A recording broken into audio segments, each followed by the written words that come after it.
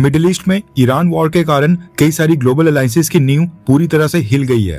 पुराने पार्टनर्स के बीच ट्रस्ट और भरोसा थोड़ा सा कम हो रहा है और हर एक देश अपनी फॉरेन पॉलिसी में बड़े फेर बदलाव कर रहा है। अलायंसेस के अंदर स्ट्रक्चरल शिफ्ट देखने को मिल रहे हैं और खास बात यह है कि जो डिप्लोमेटिक सिग्नलिंग आमतौर पर भारत की तरफ से की जाती है, जो हमें रिसेंटली मार्को रूबियो की भारत यात्रा के दौरान देखने को मिली थी, सेम वैसा ही कोल्ड शोल्डर रिसेप्शन अब अमेरिका को मिडिल ईस्ट के गल्फ देशों से भी फेस करना पड़ रहा है। क्या है ये पूरा मामला एंड यूनाइटेड अरब अमीरात ने भारत के नक्शे कदमों के ऊपर चलते हुए क्या स्ट्रेटेजिक मूव किया है, ये तो हम एक्सप्लेन करेंगे ही, लेकिन साथ में भारत और ईरान को लेकर भी एक न्यूज आ रही है, उस पर भी बात करेंगे। और चाइना के साथ भारत को 6 सालों के बाद कौन सा डिप्लोमेटिक ब्रेक थ्रू मिला है, उसको भी हम बात करेंगे। काफी सारी इंपॉर्टेंट खबरें आ रही हैं, इसलिए वीडियो को एंड तक देखिएगा। सबसे पहले बात करते हैं US secretary of state Marco Rubio के बारे में, जो पिछले महीने भारत की यात्रा पर आए थे।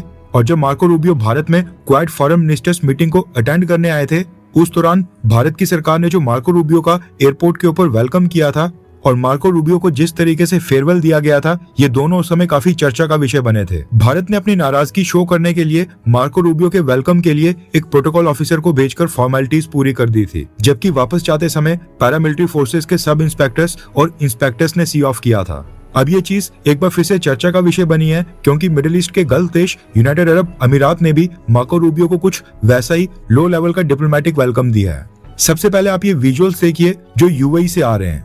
यूएई के अल बातिन एग्जीक्यूटिव एयरपोर्ट के ऊपर US secretary of state Marco Rubio का प्लेन ये यहाँ पर लैंड हुआ था और मार्को रूबियो प्लेन से बाहर आते भी दिखाई दे रहे हैं। जैसा कि आप एयरपोर्ट से आ रही क्लिप्स में देख सकते हैं, एयरपोर्ट के ऊपर मार्को रूबियो का वेलकम करने के लिए टोटल 2 ही व्यक्ति वहां पर प्रेजेंट थे और इनमें भी यूएई गवर्नमेंट की तरफ से एयरपोर्ट के ऊपर एक ही व्यक्ति को भेजा गया था।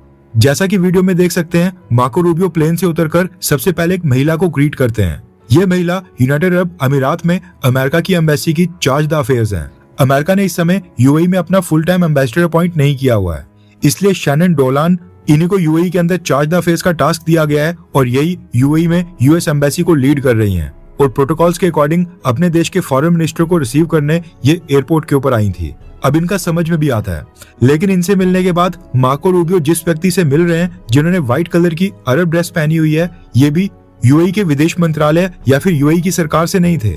इनका नाम है यूसुफ अल ओताइबा और ये अमेरिका में यूएई के एम्बेसडर हैं। अमेरिका में जो यूएई की एम्बेसी है उसको यही लीड करते हैं और ये अमेरिका से यूएई आए थे और केवल इन्हीं को यूनाइटेड अरब अमीरात की सरकार ने मार्को रूबियो के वेलकम के लिए एयरपोर्ट के ऊपर भेजा था। यूएई गवर्नमेंट का केवल एक ही व्यक्ति वहां पर प्रेजेंट था, ना कोई कैबिनेट रैंक का मिनिस्टर, ना फॉरेन सेक्रेटरी लेवल का या फिर यूएई के विदेश मंत्री शेख अब्दुल्ला बिन जैद अल नाहयान को तो भूल ही जाओ।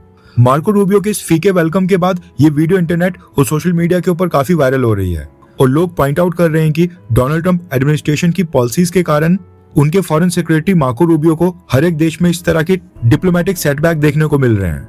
अब सबसे बड़ा सवाल ये है कि आखिरकार यूएई को अमेरिका या डोनाल्ड ट्रंप एडमिनिस्ट्रेशन के साथ क्या प्रॉब्लम हो रही है, जो यूएई ने एयरपोर्ट के ऊपर इतना कोल्ड बिहेवियर दिखाया है। अब इसके 3 मुख्य कारण बताए जा रहे हैं। सबसे पहला कारण है अमेरिका बिना यूएई और मिडिल ईस्ट के गल्फ देशों को कॉन्फिडेंस में लिए ईरान के साथ नेगोशिएशंस कर रहा है। मिडिल ईस्ट के मैक्सिमम देश ईरान के एसेट्स को रिलीज करने के खिलाफ हैं। इसके साथ ही मिडिल ईस्ट के देश चाहते हैं कि ईरान के न्यूक्लियर प्रोग्राम के साथ साथ जो ईरान का बैलिस्टिक मिसाइल का प्रोग्राम है उसके ऊपर भी रोक लगनी चाहिए, जबकि अमेरिका उस समय उस चीज के ऊपर इतनी स्ट्रिक्टनेस नहीं दिखा रहा है। लेकिन मिडिल ईस्ट के गल्फ देश और यूएई चाहते हैं कि ईरान की बैलिस्टिक मिसाइल को बनाने से भी रोका जाए। मिडिल ईस्ट और यूएई के और भी कुछ सारे कंसर्न्स हैं जिनके ऊपर अमेरिका ध्यान नहीं दे रहा है, इसलिए गल्फ कंट्रीज नाराज हैं। दूसरा सबसे बड़ा कारण है यूनाइटेड अरब अमीरात के नाराज होने का, वो है ईरान के हमलों के कारण जो नुकसान हुआ है, ईरान की मिसाइल्स और ड्रोन्स के कारण यूएई का जो इंफ्रास्ट्रक्चर का लॉस हुआ है उसकी भरपाई करना। यूएई चाहता है कि इन सब की भरपाई ईरान के सीज किए गए एसेट से की जानी चाहिए, लेकिन अमेरिका मिडिल ईस्ट के गल्फ कंट्रीज के ऊपर दबाव डालने की कोशिश कर रहा है कि ईरान के जो भी एसेट सीज किए गए हैं उनको रिलीज कर दिया जाए।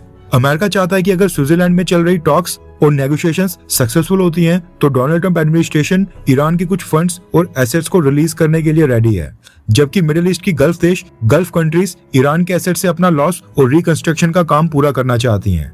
तीसरा कारण मार्को रूबियो को कोल्ड बिहेवियर दिखाने का है, वो है अमेरिका को एक मैसेज देना कि यूनाइटेड अरब अमीरात अमेरिका के फैसलों से खुश नहीं है।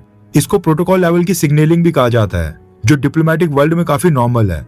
लीडर के रिसेप्शन से मैसेज भेजा जाता है कि सामने वाला देश क्या कहना चाहता है और वो बायलैटरल रिलेशन से कितना खुश है। मार्को रूबियो इस समय यूएई, कुवैत और बहरीन की विजिट के ऊपर आए हुए हैं।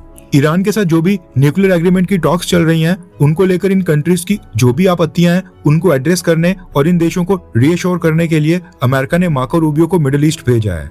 लेकिन यहाँ पर भी उनको भारत की तरह कोल्ड बिहेवियर देखने को मिल रहा है। वहीं पर अगली खबर यह आ रही है कि भारत में जो ब्रिक्स एनर्जी मिनिस्टर्स की मीटिंग होनी है, उसके लिए ईरान ने अपने पेट्रोलियम मिनिस्टर मोहसेन पाकनेजाद को भारत भेज दिया है और ये भारत में लैंड हो गए हैं। न्यूज निकल कर आ रही है कि ब्रिक्स मीटिंग में हिस्सा लेने के साथ साथ ईरान के पेट्रोलियम मिनिस्ट्री ने भारत को पेट्रोलियम मिनिस्ट्री के साथ एक मीटिंग अरेंज करने की रिक्वेस्ट दे दी है। ईरान अपने क्रूड ऑयल और पेट्रोकेमिकल प्रोडक्ट्स के ऊपर भारत को कुछ ऑफर्स देना चाहता है, जो कि इसी मीटिंग में डिस्कस होंगे।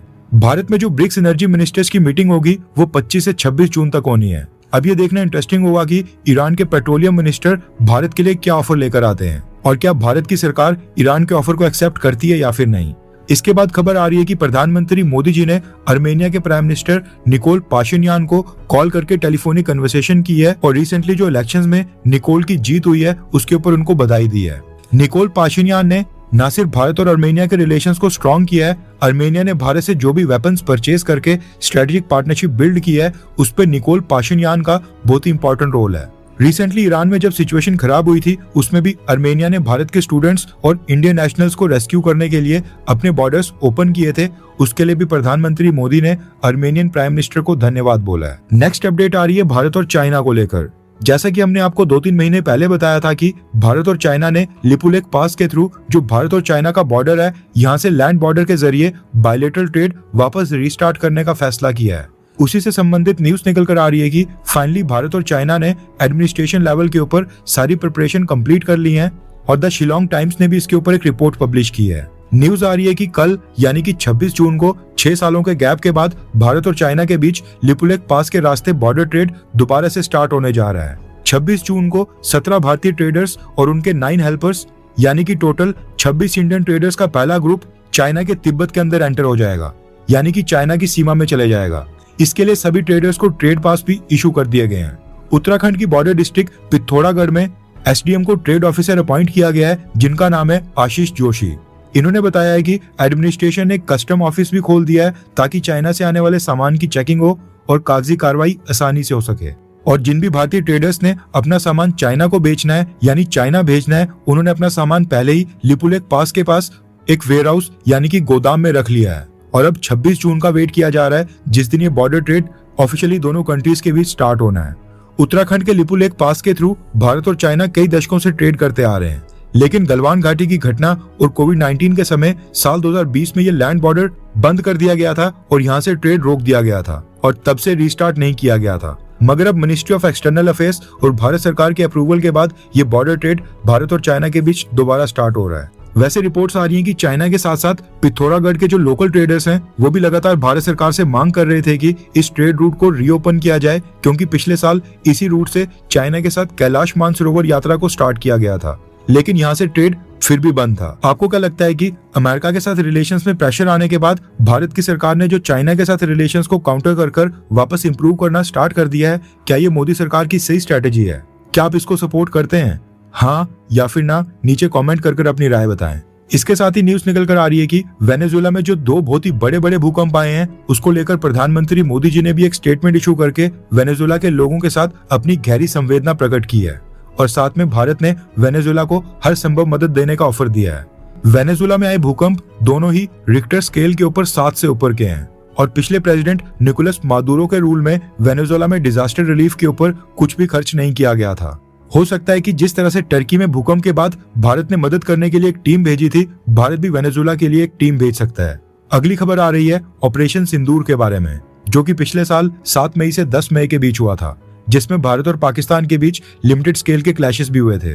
न्यूज निकल कर आ रही है कि ऑपरेशन सिंदूर में जो भारत के जवान वीर गति को प्राप्त हुए थे, उनके नाम नेशनल वॉर मेमोरियल के ऊपर अपडेट कर दिए गए हैं।